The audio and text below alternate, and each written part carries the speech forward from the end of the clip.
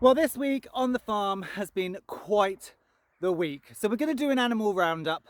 So here we go.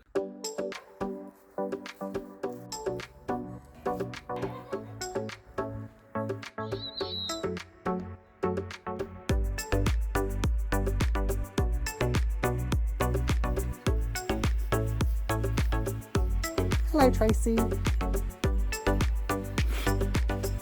Hello.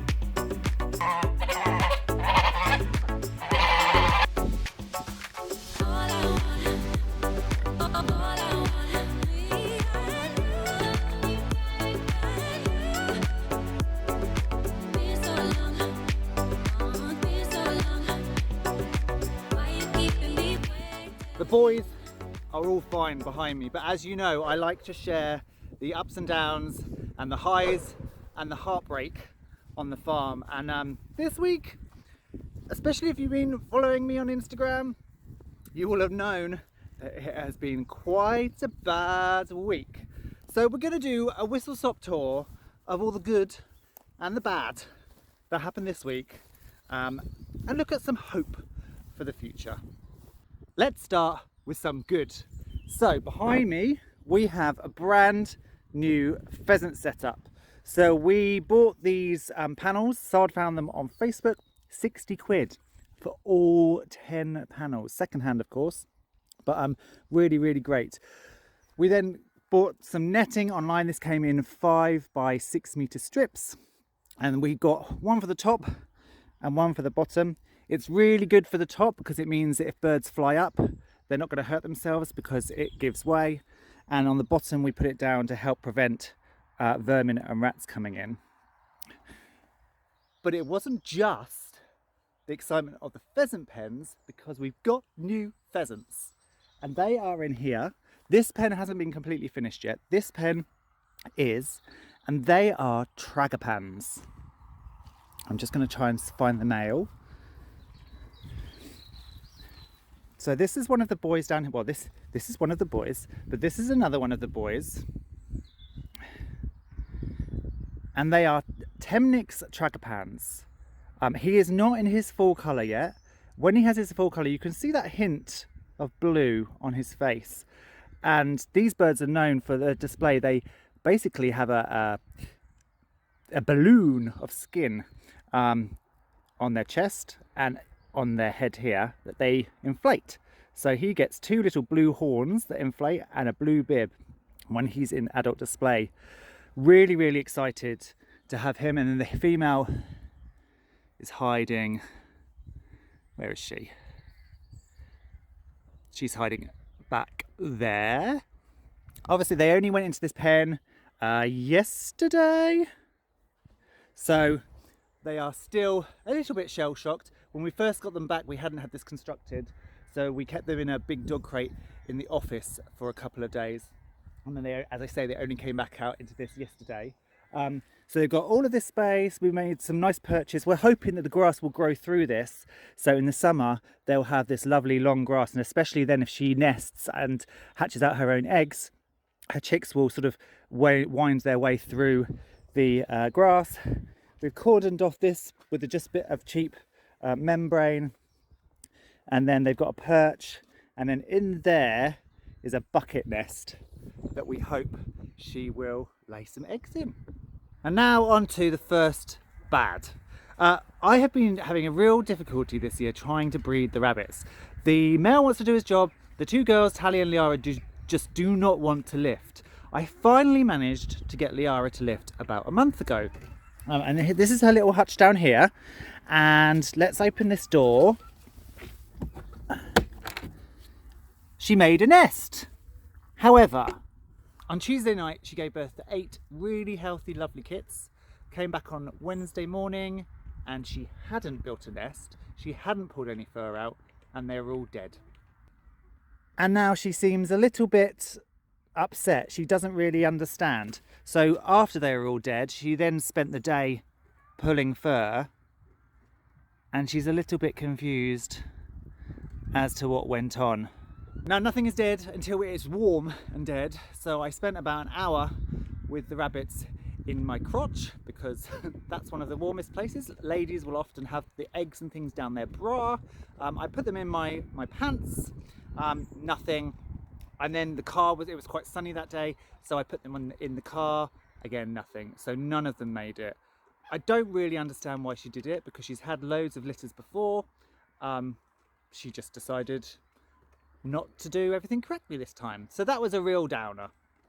Now for a few changes in the pheasantry. If you remember last year, I accidentally let our golden pheasant hen go. She escaped. And so we bought a couple of new pheasant hens, or new pheasant chicks, with the hopes that one of them would be a girl. Turns out one is definitely a golden pheasant boy, and one is neither. So one is, I'm going to try and get you through here so you can see. This chap down here is a boy, but he is a golden pheasant Amherst cross. Now we really don't have space for a cross on our farm, so what we're going to do is we're going to raise him up so he molts out into his adult plumage, and then we will sell him as a non-breeding, just a non-breeding ornamental aviary bird to somebody. I think he'll be absolutely beautiful, but I don't really agree in hybridizing pheasant species. So his tail and the back of his neck crest are Amherst, but he's getting some red flecks on his chest and a little bit of yellow beneath his eyes, which are typical of golden pheasants. And so because of that, we went on another mission this week to find a golden pheasant hen, because golden pheasant hatching eggs are in high demand. And we found one. So here is our original golden pheasant boy. Here is our second pheasant boy. You can just see he's starting to molt out. You can see the gold there on the back of his wings. And we have this new pheasant hen here. So she's a nice golden pheasant hen. And hopefully that will give us lots of lovely golden pheasant eggs this year. The other thing we've also finally done is we got our Harris hawk, so we use our Harris hawk for hunting, for pest control. We got his mews down here, and he is now happily stashed up here. Hello, Raja. In the dry today because it's starting to rain, and actually it's quite cold. And so we head into the animal barn, where there is some good and some bad.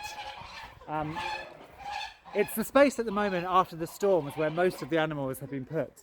Now, you will notice in this pen there is only 1, 2 turkeys. And that's because sadly the storm knocked our stag, Henry, off his perch, and he never recovered. We took him home. He lasted 48 hours of intensive care, didn't make it.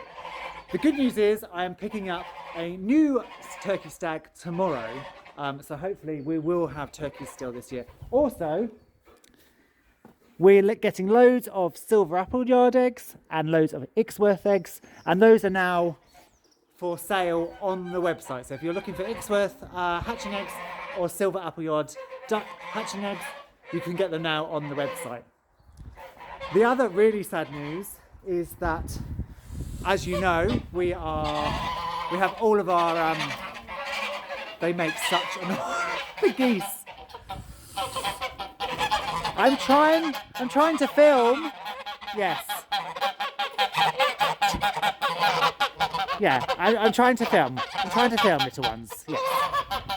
So here we have our pregnant ewes, and if you haven't entered the competition yet, head to the community tab and put your entries in for the competition. Scroll down a bit, you'll see a sheep competition.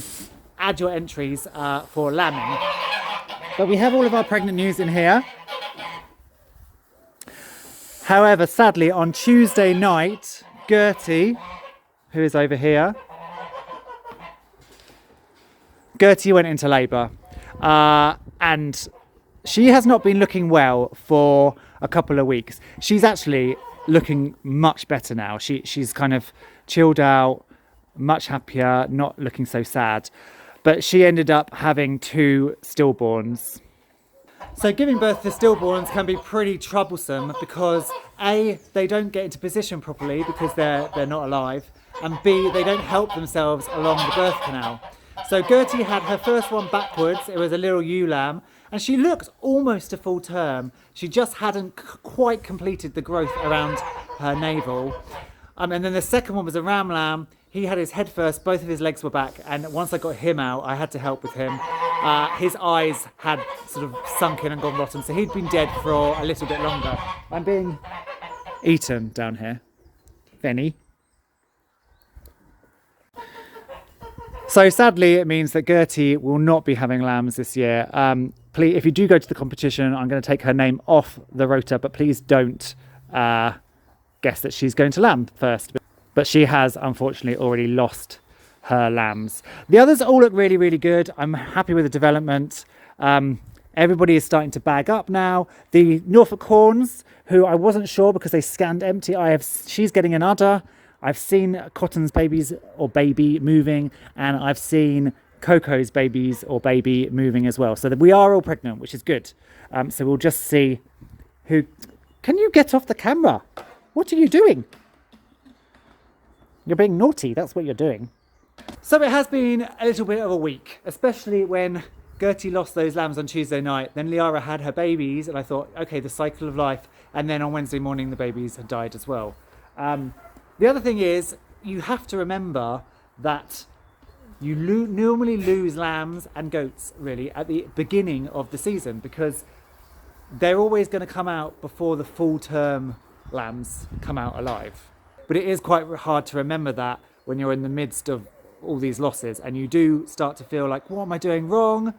I'm a failure, I'm bad at this, and you know, it's really gutting, and it's hard not to let it stack up. And I must admit, I was feeling really quite crappy during the week, but now I kind of got over a little bit, especially because everybody else is fine. Hopefully we'll have lambs in sort of 10 days-ish. Peaches is looking good, although at the moment she's hunched up like she's not looking great, but actually she's perfectly happy over there. And she actually is due in about a month, so we'll see what happens with her. So ups and downs of this week, some highs, some heartbreak.